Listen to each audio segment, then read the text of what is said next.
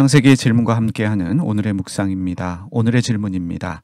야곱이 부자가 된 비결은 무엇인가? 이 질문으로 우리에게 절대 손해보게 하지 않으시는 하나님의 은혜에 대하여 함께 묵상하는 시간 가지도록 하겠습니다.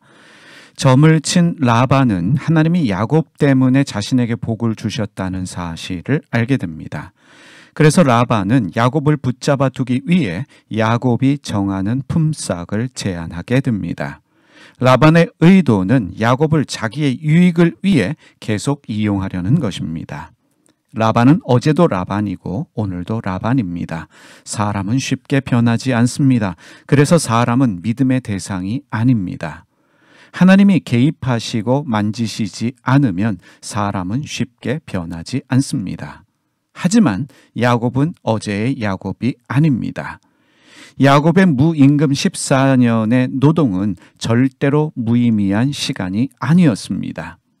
하나님이 개입하셔서 간섭하신 야곱의 삶에는 라반이 인지하지 못하는 변화가 있었습니다. 믿음의 성숙과 성장이 있었습니다. 야곱은 라반이 어떤 사람인지를 경험했고 그가 어떤 말로 자신을 붙들지도 예상하고 있었습니다. 그래서 라반에게 특이한 제안을 하게 됩니다. 창세기 30장 31절에서 34절 말씀 세 번역으로 읽겠습니다. 라반이 물었다. 그러면 내가 자네에게 무엇을 주면 좋겠는가? 야곱이 대답하였다. 무엇을 달라는 것이 아닙니다. 다만 저에게 한 가지 일만 허락하여 주시면 제가 장인 어른의 가축대를 계속 먹이고 돌보겠습니다.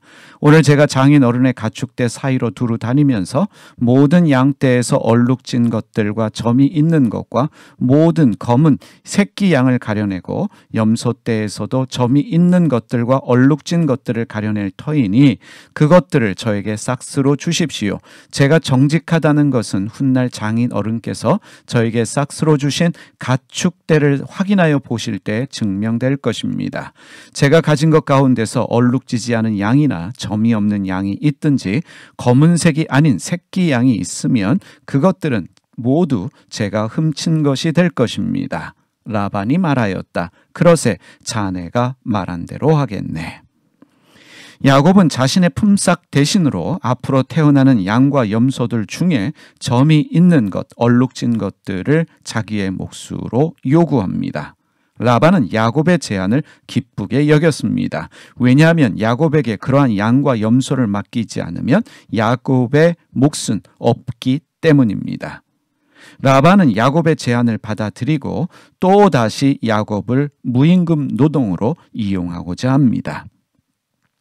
라반은 자신의 딸들에게도 가축 돌보는 일을 맡기면서 일을 시켰고 딸들을 이용해서 야곱을 무임금 14년 노동에 이용하였습니다. 라반은 자신을 위해 14년간의 무임금 노동을 한 야곱과 자신의 딸들에 대해 긍휼한 마음이 전혀 없습니다. 라반은 임금을 착취하고 종업원에게 갑질하는 악덕 기업주와 같은 사람입니다. 참 나쁜 사람이라고 말할 수 있습니다. 라반은 양과 염소에 대해 유전학적인 지식만 있을 뿐 실제로는 양과 염소에 관심이 없는 사람입니다. 라반의 관심이 무엇이겠습니까? 늘어나는 가축의 숫자입니다. 하지만 야곱은 14년 동안 양과 염소와 더불어 살면서 가축들을 돌보았기 때문에 양과 염소에 대해서 잘 알고 있는 사람입니다. 철학자들이 아무리 인생에 대해 논하고 말해도 인생에 대해 제대로 말할 수 있는 사람은 험악한 세월을 살아왔다고 말하는 야곱입니다. 유전학적으로 야곱의 몫이 될 양과 염소는 없습니다. 하지만 양과 염소와 오랫동안 생활했던 야곱은 특이한 방법으로 양과 염소를 돌보기 시작합니다. 창세기 30장 37절에서 39절 말씀 세 번역으로 읽습니다. 야곱은 미루나무와 감복숭아 나무와 플라타노스 나무에서 푸른 가지들을 꺾어서 껍질을 벗긴 다음에 벗긴 가지에 흰 무늬를 냈다. 야곱은 껍질을 벗긴 그 흰 무늬 가지들을 물 먹이는 구유 안에 똑바로 세워놓고 양떼가 와서 물을 먹을 때에 바로 눈앞에 세워놓은 그 가지들을 볼 수 있게 하였다. 양들은 물을 먹으러 와서 거기에서 교미를 하였다. 양들은 껍질 벗긴 그 나뭇가지 앞에서 교미를 하고서 줄무늬가 있거나 얼룩이 지거나 점이 있는 양을 낳았다. 야곱은 튼튼한 양과 염소들이 교미할 때만 흰 줄무늬가 보이게 껍질을 벗긴 나뭇가지를 보게 하였습니다. 신기한 기적과 같은 일이 생겼습니다. 흰색 양과 염소들이 얼룩과 점이 있는 새끼를 낳기 시작했습니다. 그래서 결과적으로 튼튼한 것은 야곱의 것이 되었고 약한 것들은 라반의 것이 되었습니다. 야곱이 행했던 가축 교미 방법은 생물학적으로 유전학적으로 증명되지는 않습니다. 야곱은 일어날 수 없는 일에 믿음의 원리를 적용했습니다. 믿음의 원리란 하나님의 은혜에 결과를 맡기는 행위입니다. 믿음의 원리는 생물학과 유전학을 뛰어넘는 신비입니다. 야곱에게 일어난 기적은 하나님이 은혜를 주셨기 때문에, 복을 주셨기 때문에 일어난 일입니다. 창세기 30장 43절 세번역입니다. 이렇게 하여 야곱은 아주 큰 부자가 되었다. 야곱은 가축대뿐만 아니라 남종과 여종, 낙타와 나귀도 많이 가지게 되었다. 야곱은 양과 염소뿐만 아니라 여종과 남종 그리고 낙타를 거느리는, 나귀를 거느리는 대단한 부자가 되었습니다. 야곱의 머리와 실력으로 만들어진 부가 아닙니다.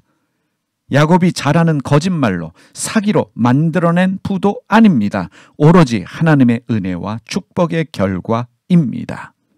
하나님은 야곱에게 14년의 무임금 노동을 허락하셨고 그 고생을 통해서 믿음의 원리를 깨닫게 하셨습니다.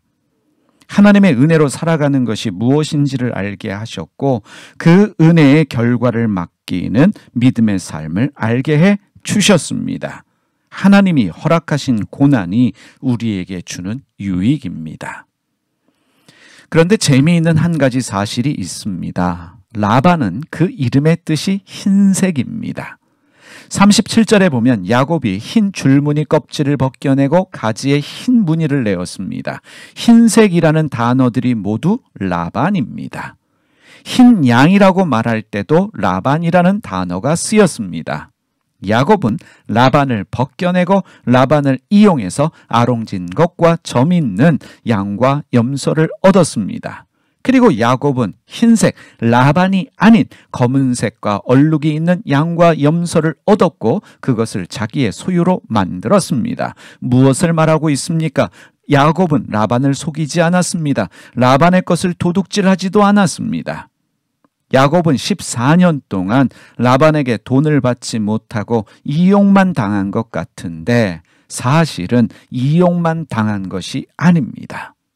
결국에 하나님께서 다 보상해 주셨을 뿐만 아니라 차고 넘치도록 채워 주셨다는 사실 우리가 기억해야 합니다. 사랑하는 여러분, 하나님은 절대로 손해보게 하지 않으십니다. 기도하겠습니다. 우리로 절대로 손해보게 하시지 않는 하나님의 은혜가 저희에게도 있는 줄 믿습니다.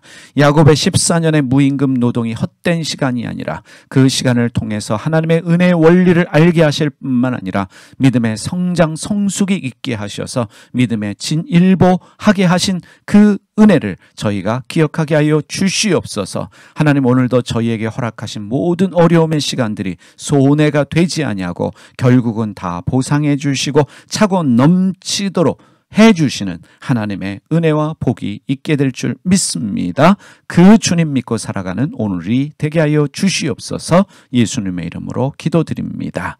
아멘.